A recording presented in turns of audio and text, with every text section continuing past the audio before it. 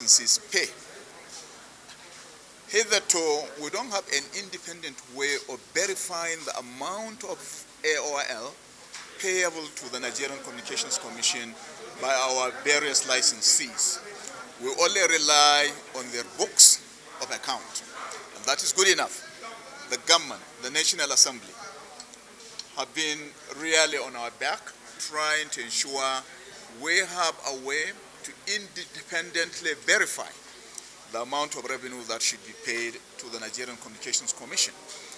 And finally, we have gotten such a solution that is going to be deployed. As you see from this engagement, the consultant has been found. One has emerged through an open and transparent procurement process. And as usual with our rule-making process, we have just engaged stakeholders in the industry to explain to them the objective of deployment of this revenue assurance solution, so that we get their buy-in, we get their cooperation to ensure this solution, when eventually deployed, and that deployment is going to happen shortly, is an effort that is going to be successful, that will enable us independently verify the revenue that is going to be payable to the NCC and by extension to the government of this country.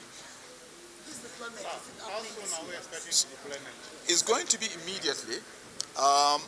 The Federal Executive Council has given approval for the deployment, and we are working immediately the modalities for the deployment. One will entail looking at all items of equipment that are going to be used in the deployment, in order to ensure these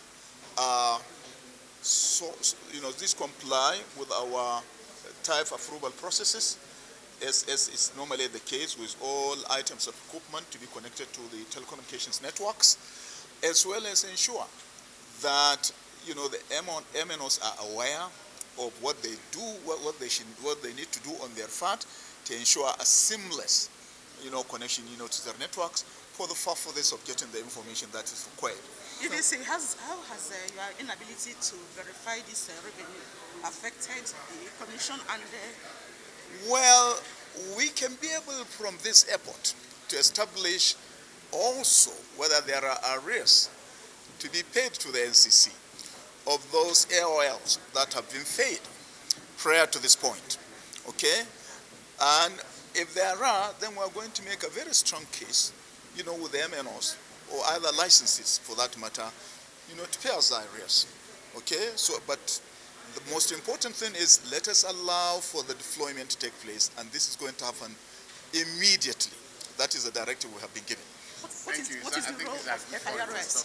The role of FIRS in this issue? Like I said, the data that we are going to obtain from this airport may be relevant to the Federal Inland Revenue Service for payment of taxes by our licenses. And so there is no need for a duplication of another, a duplication of this effort by another agency of government.